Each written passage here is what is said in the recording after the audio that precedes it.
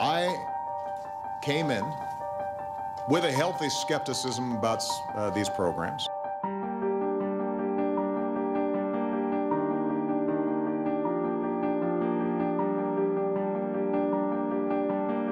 Not all analysts have the ability to target everything, but I, sitting at my desk, certainly had the authorities to wiretap anyone. My assessment and my team's assessment was that they help us prevent terrorist attacks. But I think it's important to recognize that you can't have 100% security and also then have 100% privacy.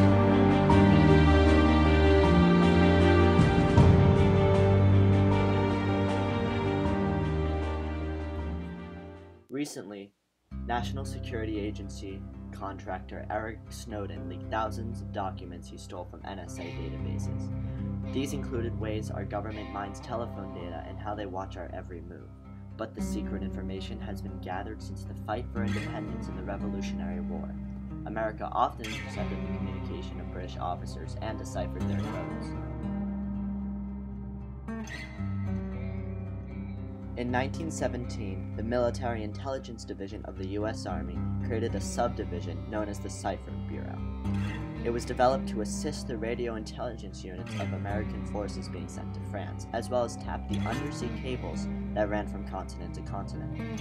They were housed in inconspicuous locations around New York City and were constantly active during the war.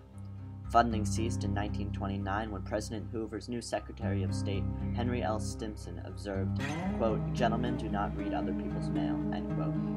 In 1931, ex-chief of the Cipher Bureau, Herbert O. Yardley, published a book about the Bureau known as the American Black Chamber.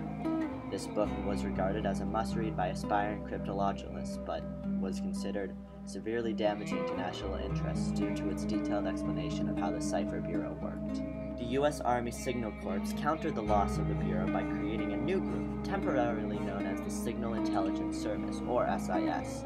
The Army enlisted the help of Mr. William F. Friedman, a cryptographer and cryptanalyst who had worked for the Army since World War I. This became the core of the Army's own colossal Signal Security Agency, or SSA, in World War II. The Navy had its own intelligence unit called the Code and Signal Section of the Office of Naval Communications, or OP-20-G. It was known locally as the Research Desk due to its minuscule size. It gathered and decrypted communications intercepted from the Japanese Navy. From the success of this intelligence gathering, funding was granted to build interception stations on land and on ships. By the time of Pearl Harbor, it had grown and was as developed as the Signal Security Agency. Let's review. The Military Intelligence Division created the Cipher Bureau. This was replaced by the SIS, which in turn became the SSA, or the Signal Security Agency. The Navy created the OP-20-G, and both served as cryptographic units. Upon the U.S. entrance into World War II, the SSA and the OP-20-G developed grounds for their new sites, known as Command Centers. Command is an acronym for Communications Intelligence. On September 2, 1945, upon the news of the Japanese surrender, there was a major concern that these agencies would no longer be funded as before. Determined to keep up operations, then President Truman formed STANCIB, short for State Army Navy Communications Intelligence Board, the authority over the Command collaboration. In the beginning of 1946, funding and operations were restored due to a partnership between the U.S. and Great Britain. Let's review. The SSA and the OP-20-G expanded and moved into new headquarters. Together, they were known as Command. After the Japanese surrendered, ending World War II, doubts about continued funding of intelligence gathering operations arose. However, funding and continued functioning of the agencies were restored and even expanded. The State Army Navy Communications Intelligence Board, or STANCIB, oversaw collaboration between the agencies, which needed a director. The SSA, which belonged to the Army, and the OP-20-G, which belonged to the Navy, appointed a Coordinator of Joint Operations, or CJO, who directed all operations and represented both units in Washington.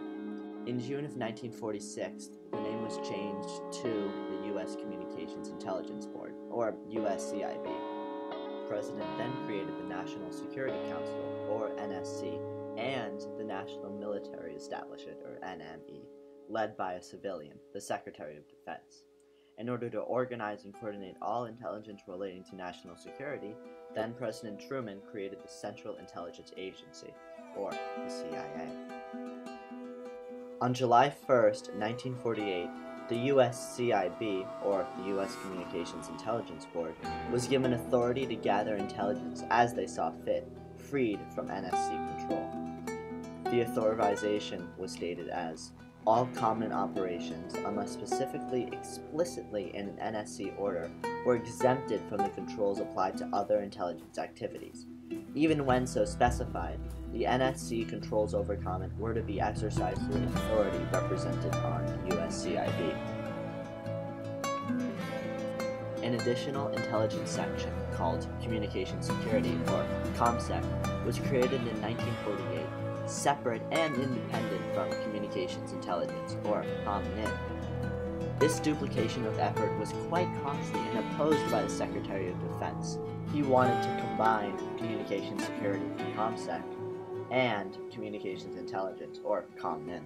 The Air Force did not agree and wanted to maintain its own intelligence agency, as did the Navy. The Army was in favor of consolidation, but the reform did not move forward and the two agencies, or sections, remained in operation. On May 20th, 1949, James Forrestal, the Secretary of Defense, was finally able to establish one entity and consolidate ComSec and ComNIN into the Armed Forces Communications Intelligence Agency, known locally as the AFCIA. The Army, Air Force, and Navy's ComSec and ComNIN sections are now one.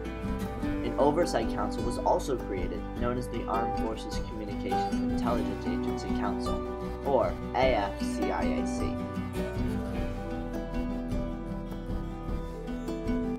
During the 1950s, the various intelligence agencies went through name and mission changes and needed room for expansion. The AFCIA became the AFSA, or the Armed Forces Security Agency, and their Oversight Council transformed from the AFCIAC to the AFSAC, or Armed Forces Security Agency Council. Land was purchased and centers were built at the Naval Security Station in Washington, D.C., and Arlington Hall Station in Virginia. On orders from the Secretary of Defense, who wanted a more isolated and secure location for intelligence work, Fort George G. Meade in Maryland was built. For smooth and efficient operations, sufficient equipment was purchased, and an ever-expanding need for civilian and military personnel was met. However, over time, the quality of intelligence data of the AFSA did not meet expectations.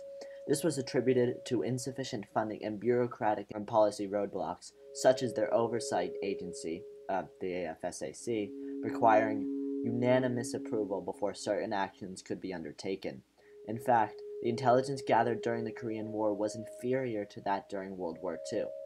This led to dissatisfaction with the policies and methods of obtaining data and intelligence, and much infighting between various intelligence gathering agencies and the State Department. In 1952, President Harry Truman ordered a special committee to look into and recommend ways to improve the quality of intelligence data from the AFSA. The Director of Central Intelligence, George A. Brownwell, led the study. The major recommendations included granting greater authority and autonomy to the AFSA and to report directly to the Secretary of Defense. The President and the National Security Council presented a revised version of Brownell's recommendation, which was known as NSCIB No. 9.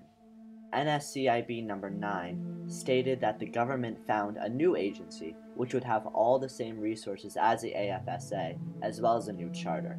While the AFSAC, the Oversight Committee, was not immediately voided, the AFSA was replaced with a new agency that reported directly to the Secretary of Defense. These changes went into effect November 2, 1954. There was no mention to the press or to the citizens. The name of this new agency was none other than the National Security Agency. From the date of its inception, the NSA locked their operations down for the next 60 years, until the vault was opened again.